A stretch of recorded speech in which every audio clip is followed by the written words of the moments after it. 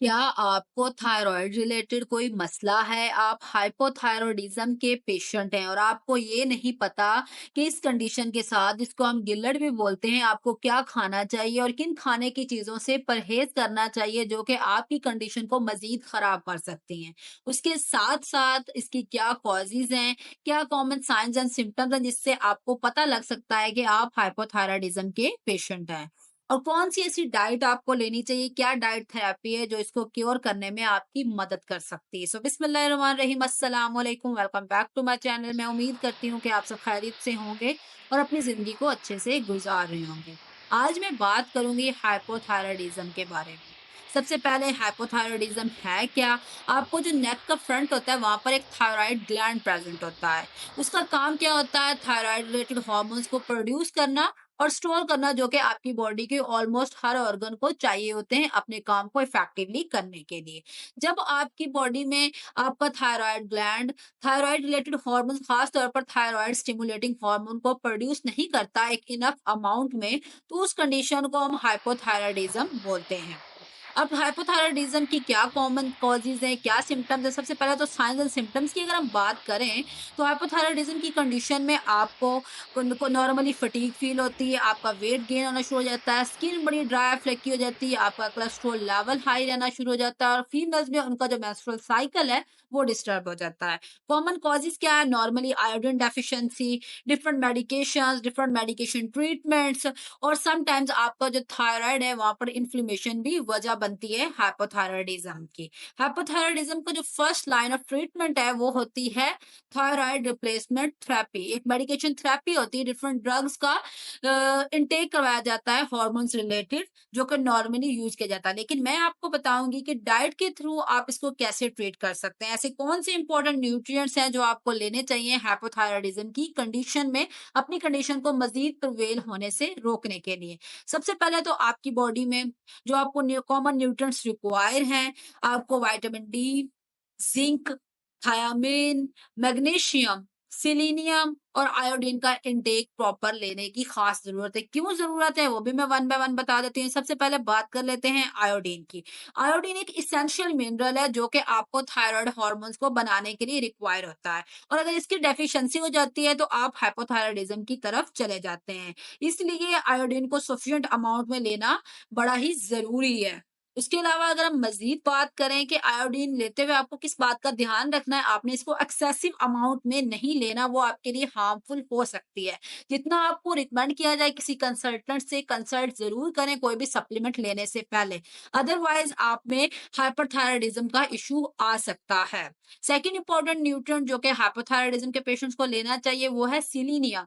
Selenium other important nutrient है जो कि नेसेसरी है आपकी थायराइड हेल्थ के लिए, आपके थायराइड हार्मोन्स की प्रोडक्शन के लिए और आपके थायराइड को डैमेज से बचाने के लिए, उसको ऑक्सीडेटिव स्ट्रेस से प्रोटेक्ट करने के लिए। नॉर्मली जो सेलेनियम है आपके सरडाइन्स, आपके एग्स, आपके लीग्यूम्स में प्रेजेंट होता है, आप उसको ले सकते हैं। लेकिन सेलेनियम को अगर आप हाई इंटेक करते हैं तो आपके नेल्स और हेयर लॉस का इश्यू भी आ सकता है। इसलिए अगेन एंड अगेन मैं कह रही हूँ कि सप्लीमेंट्स को आपने खुद से इस्तेमाल नहीं करना, किसी से रिकमेंडेशन ज़रूर ले लेनी है।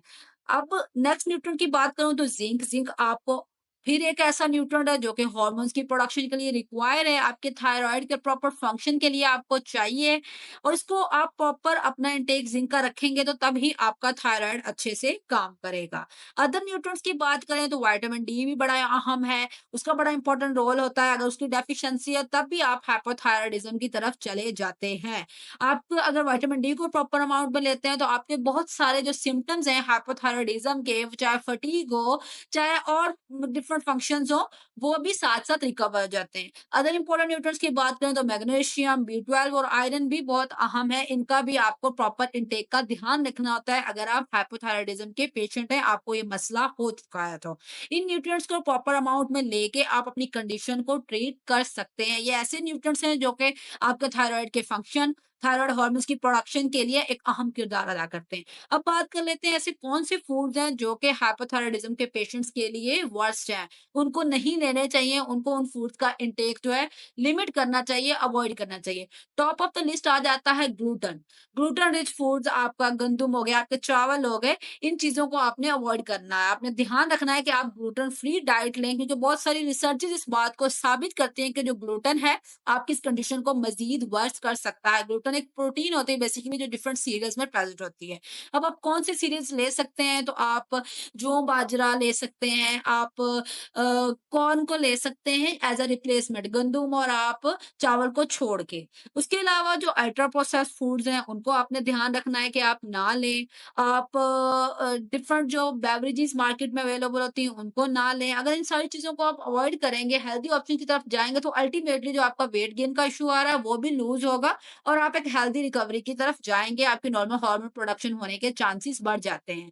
अब ग्लूटाथियोन्स क्या होते हैं? ग्लूटाथियोन्स बेसिकली आपकी जितनी भी क्रूसीफरस वेजिटेबल्स हैं, आपकी ये लीफी वेजिटेबल्स होती हैं, उनके अंदर मौजूद एक सब्सटेंस होता है और ये आपकी हार्मोन प्रोडक्शन के साथ इंटरफेयर कर सकता है। इसलिए जितने भी हाइपोथायरायडिज्म के पेशेंट्स हैं, वो इस बात का ध्यान रखें कि वो ये लीफी वेजिटेबल्स का इस्तेमाल ना करें, खास तौर पर कैबेज, ब्रुसेल्स स्प्राउट्स वगैरह, क्योंकि आपके हार्मोन्स को सही से प्रोड्यूस नहीं होने देती।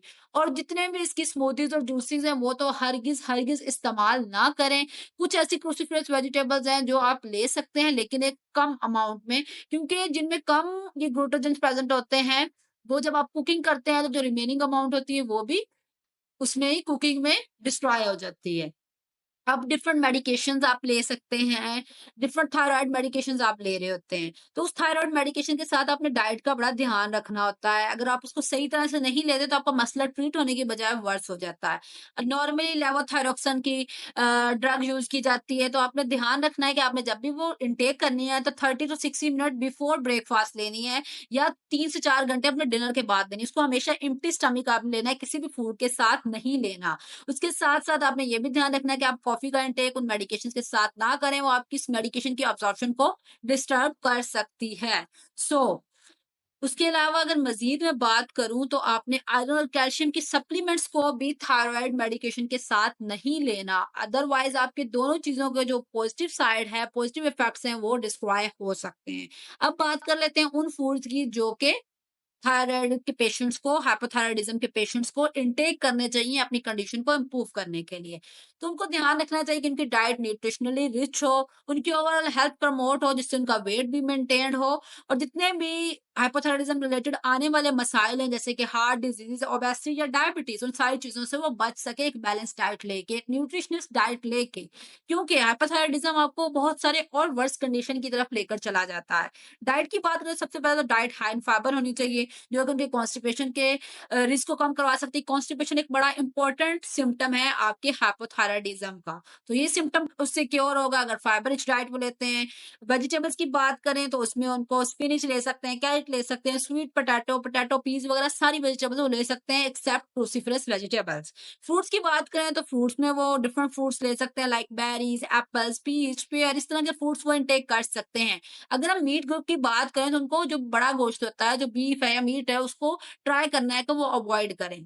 फिश और चिकन वो ले सकते हैं। अब हेल्दी फैट्स की बात करें, तो उसमें ऑलिव ऑयल ले सकते हैं, कोकोनट ऑयल ले सकते हैं, आलमंड्स ले सकते हैं, डिफरेंट नट्स को ले सकते हैं। सीड्स और नट्स की बात करें, तो जो अलाउड सीड्स एंड नट्स हैं इन पेशेंट्स को, उसमें खास तौर पर ये चिकपीस, किडनी बीन्स और लेंटिल्स ले सकते हैं। बीन्स में बात करें और नट्स में बात करें, तो आलमंड्स, कैशियो और पम्पकिन सीड्स वगैरह बआसानी ये खा सकते हैं, इससे इनको कोई प्रॉब्लम नहीं आएगा, बल्कि उनकी कंडीशन जो है वो ट्रीट होगी।